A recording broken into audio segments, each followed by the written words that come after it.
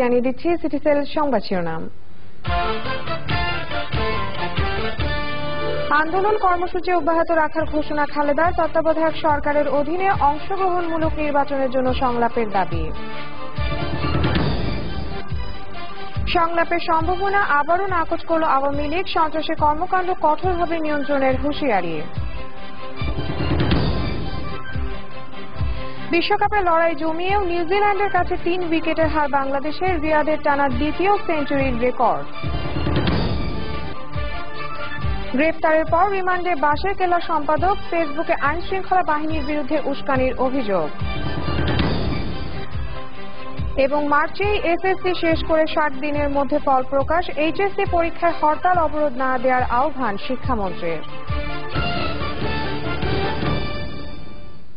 শুনছিলেন শিরোনাম, এবারে বিস্তারিত। যৌক্তিক পরিণতিতে না পৌঁছা পর্যন্ত শান্তিপূর্ণ আন্দোলনের কর্মসূচি অব্যাহত থাকবে বলে ঘোষণা দিয়েছেন বিএনপি চেয়ারপারসন বেগম খালেদা জিয়া। দাবি করেছেন, পেট্রোল বোমায় মানুষ পোড়ানোর মতো ভয়ঙ্কর রাজনীতিতে বিশ্বাস করে না বিএনপি। সংকট নিরসনে আলোচনার মাধ্যমে সমঝোতার পথে ফিরে আসতে সরকারের প্রতি আহ্বানও জানিয়েছেন তিনি। চকর মালিথার রিপোর্ট। 3 জানুয়ারি থেকে গুলশানের নিজ কার্যালয়ে অবস্থান করা বিএনপি চেয়ারপারসন বেগম খালেদা জিয়ার 53 দিন পর সংবাদ সম্মেলন। বিকেলে চেয়ারপারসনের গুলশান কার্যালয়ে সংবাদ সম্মেলনে স্বাধীনতার মাসে মুক্তিযুদ্ধের বীর শহীদদের প্রতি শ্রদ্ধা জানিয়ে লিখিত বক্তব্যে বেগম খালেদা জিয়া দেশের বর্তমান সংকটের জন্য সরকারকে দায়ী করেন। একের পর এক উস্কানিমূলক আচরণ করে পরিস্থিতির আরো অবনতি ঘটানো হচ্ছে। কাজে যৌক্তিক পরিণতিতে না পৌঁছা পর্যন্ত শান্তিপূর্ণ আন্দোলনের কর্মসূচি অব্যাহত থাকবে। আন্দোলনে দেশবাসী ও নেতা কর্মীর কষ্ট ও ক্ষয়ক্ষতির কথা আমরা জানি ও বুঝি।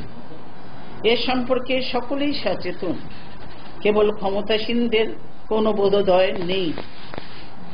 জনগণের দুর্দশা লাঘবের চেয়ে ক্ষমতায় টিকে থাকাটাই তাদের কাছে বড়।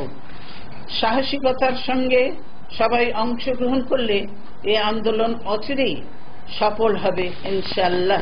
পেট্রোল বোমায় মানুষ পোড়ানোর ঘটনা নিয়ে বিএনপির অবস্থান ব্যাখ্যা করে দলের যুগ্ম মহাসচিব সালাউদ্দিন আহমেদের মুক্তি দাবি করেন বেগম খালেদা জিয়া। জনগণের জানমালের নিরাপত্তা দিতে ব্যর্থ এই শাসক মহলই সাধারণ মানুষকে নিরাপত্তার গ্যারান্টি দিয়ে যানবাহনে তুলে পরিকল্পিতভাবে শোচনীয় মৃত্যুর দিকে ঠেলে দিচ্ছে। জনগণের ন্যায্য দাবি অগ্রাহ্য করার উদ্দেশ্যেই তারা গণতান্ত্রিক আন্দোলনকে জঙ্গি তৎপরতা হিসেবে অপপ্রচার করছে। এর ফল কখনো ভালো হতে পারে না। এতে প্রকৃত জঙ্গিবাদীরাই সুবিধা পাবে, যা কারোরই কাম্য নয়।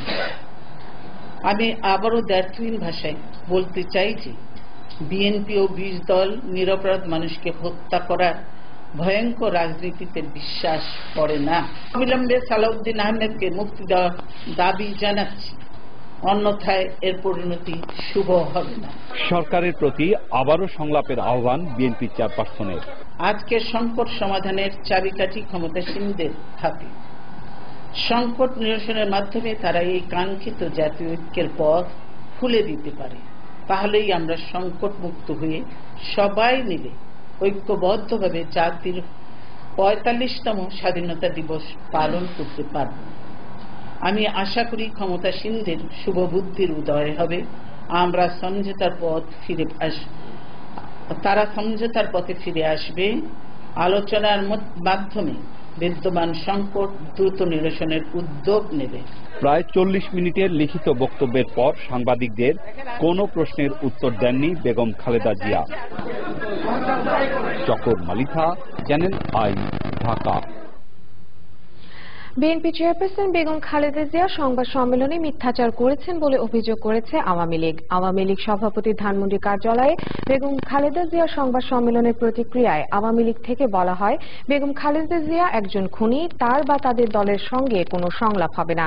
সে সময় বলা হয়, দেশে কোনো সংকট চলছে না চলছে সন্ত্রাসী কর্মকাণ্ড, যা আইনগতভাবে কঠোর হাতে দমন করবে সরকার।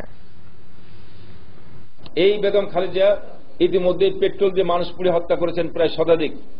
হাজার হাজার মানুষকে অমানবিক জীবনযাপন হতে ছেড়ে দিয়েছেন। বেগম খালেদা এখন খুনি, বেগম খালেদা মানুষ হত্যাকারী, তার সঙ্গে কোনো সংলাপ হতে পারে না। খুনিদেরকে আইনের আওতায় এনে বিচার করে শাস্তি দিয়েই এই সহিংসতা বন্ধ করতে হবে, সেটাই সরকার করে যাচ্ছে এবং সেটাই সরকার করবে। এবার বিশ্বকাপ ক্রিকেট প্রসঙ্গ।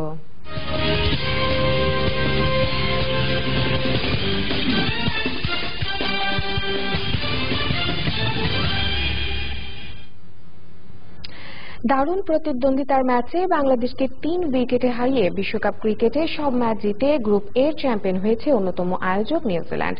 হ্যামিল্টনের সেডন পার্কে উপভোগ্য ম্যাচে মাহমুদুল্লাহ রিয়াদের টানা দ্বিতীয় সেঞ্চুরিতে 7 উইকেটে 288 রান করে বাংলাদেশ। মার্টিন গাপটিলের সেঞ্চুরি এবং লোয়ার অর্ডারের দৃঢ়তায় কষ্টের জয় পায় ব্ল্যাক ক্যাপস। হ্যামিল্টন থেকে নিউজিল্যান্ডের বিপক্ষে টিম টাইগার্সের জোর লড়াইয়ের খবর জানাচ্ছেন সাইদুর রহমান শামীম।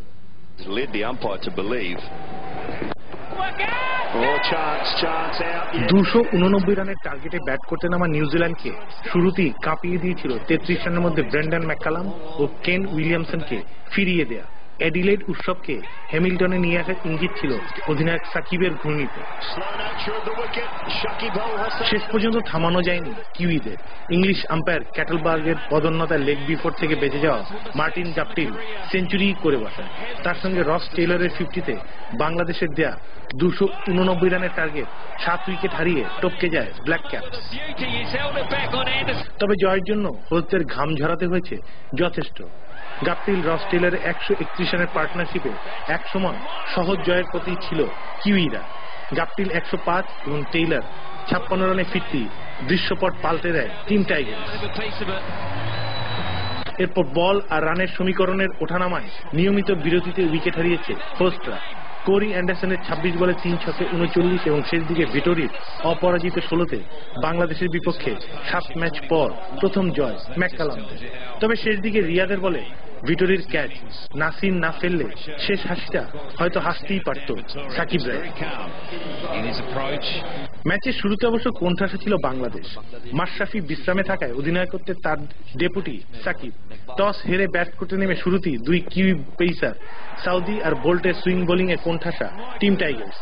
ইমরুল কায়েসকে 2 আর তামিমকে 13 রানে ফেরালেন বোল্ট। 6 ম্যাচে 15 উইকেট নিয়ে সর্বাধিক উইকেট শিকারীদের তালিকায় শীর্ষে এখন তিনি। তবে শুরুর ধাক্কা ঠিকই সামলে নেন ইংল্যান্ডের সঙ্গে সেঞ্চুরি পাওয়া মাহমুদুল্লাহ, তার সঙ্গী তরুণ সৌম্য। 90 রানের পার্টনারশিপে প্রতিভাবান সৌম্য 55 বলে 7 বাউন্ডারিতে পেয়েছেন ক্যারিয়ারের প্রথম 50। এরপরের অধ্যায়টা শুধুই মাহমুদুল্লাহ। 63 বলে হাফ সেঞ্চুরি, 111 বলে 2 ছক্কায় পেয়েছেন বিশ্বকাপের টানা দ্বিতীয় সেঞ্চুরি।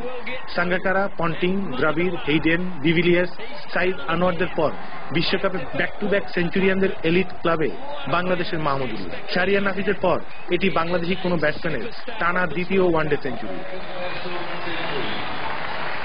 123 বলে 3 ছক্কায় 128 রানের অপরাজিত ইনিংস খেলার পথে 5 ম্যাচে 2 সেঞ্চুরি আর 150 সহ 344 রান করা রিয়াদ সর্বাধিক রান সংগ্রহকারীদের তালিকার 4র্থ স্থানে। রিয়াদ সাব্বির 68 রানের পার্টনারশিপে সাব্বিরের 23 বলে 2 ছক্কায় 40-এ বাংলাদেশের ইনিংসের শেষ 10 ওভারে যোগ হয়েছে 104 রান। বিশ্বকাপে এবারের আসরে একমাত্র বাংলাদেশ কি অল আউট করতে পারেনি ব্ল্যাক ক্যাপস। উল্টো তাদের বিপক্ষে টিম টাইগার্সই গড়ল সর্বাধিক দলীয় সংগ্রহের রেকর্ড। তবে শেষ পর্যন্ত এই বিশাল চ্যালেঞ্জও দমাতে পারেনি কিউইদের। এই গ্রুপে 4র্থ হওয়া বাংলাদেশের কোয়ার্টার ফাইনালের প্রতিপক্ষ বর্তমান champion Bharat.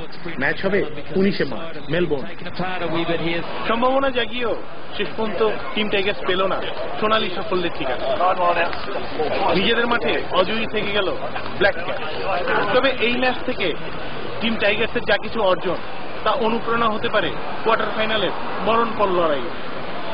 Saidur Rahman Shamim, channel I, New Zealand. বিশ্বকাপ ক্রিকেটের আরো খবর থাকছে রানার ওয়ার্ল্ড কাপ আপডেটে। বাঁশের কেল্লা সহ জামায়াত শিবির সমর্থক 50টি বেশি ফেসবুক পেজের প্রধান সম্পাদক ফাহাদকে গ্রেফতার করেছে গোয়েন্দা পুলিশ। তার বিরুদ্ধে আইন শৃঙ্খলা বাহিনীর শীর্ষ কর্মকর্তাদের উপর হামলার পরিকল্পনা সহ রাষ্ট্রবিরোধী উস্কানিমূলক প্রচারণার অভিযোগ আনা হয়েছে। জড়িতদের খুঁজে বের করতে তাকে 8 দিনের রিমান্ডে নিয়েছে ডিবি। রিপোর্ট এনামুল কবির রূপমের।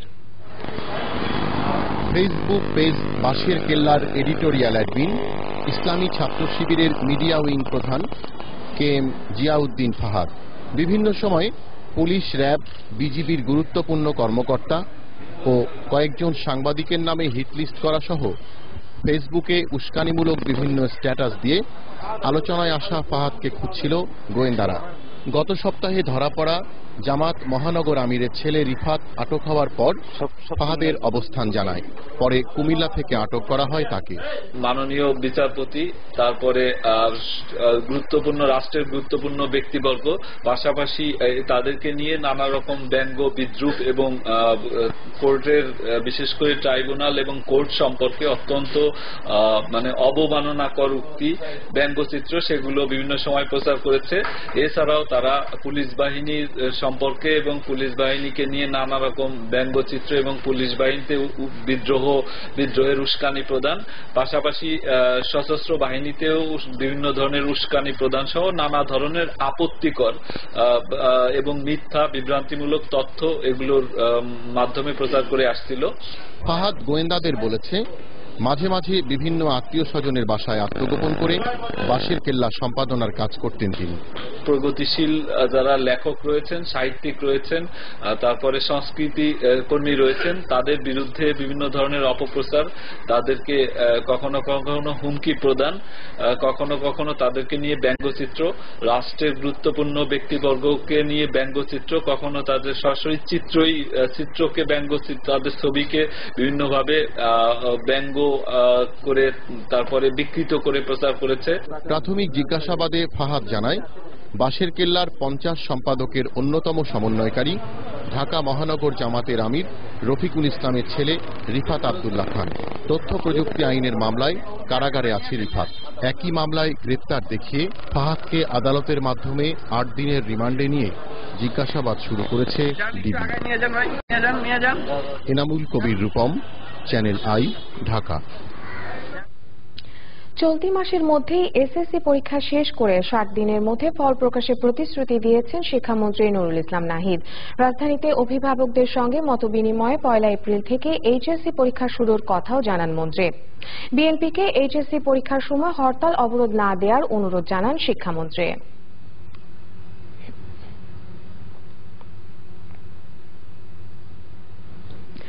চলমান হরতাল অবরোধে শিক্ষার্থীদের সবচেয়ে বেশি ক্ষতি হচ্ছে মন্তব্য করে সাবেক তত্ত্বাবধায়ক সরকারের উপদেষ্টা রাশেদা কে চৌধুরী বলেছেন, আন্দোলনকারীদের ক্রিকেটের প্রতি ভালোবাসা আছে, কিন্তু দেশের ভবিষ্যৎ প্রজন্মের জন্য নেই।